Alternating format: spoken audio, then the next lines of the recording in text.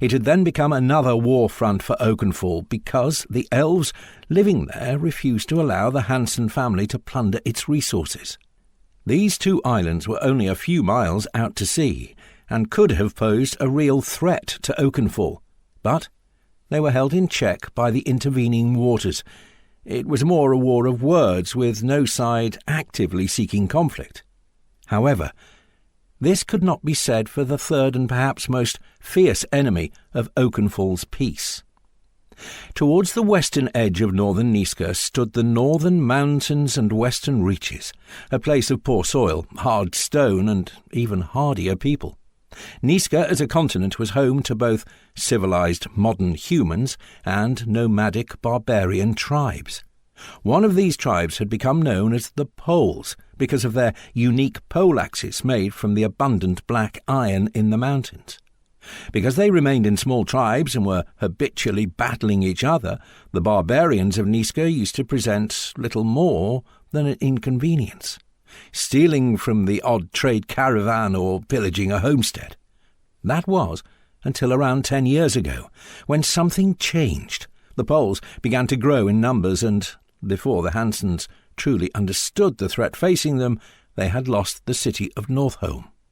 Northholme had once been part of the Hansen kingdom and sat in the mouth of a natural harbour at the very northern tip of Niska.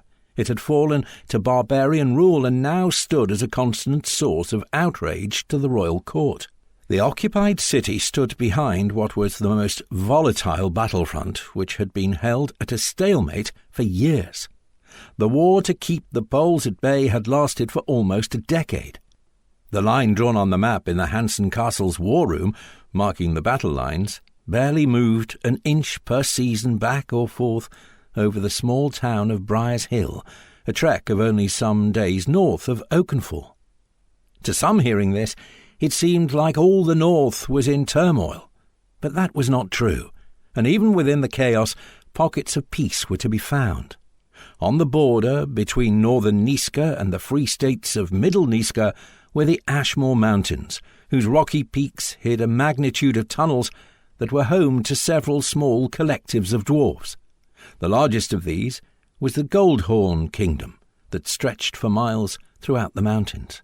The peace they enjoyed was largely due to the fact that the dwarves had shut their mammoth gates and sealed themselves off from the topside world at the end of the Great War, and opened them just rarely for trade. Adjacent to the snow-capped Ashmore Mountains and sitting between Hansen Kingdom and the scorched lands was the small and peaceful low-lying countryside known as the Tower Plains.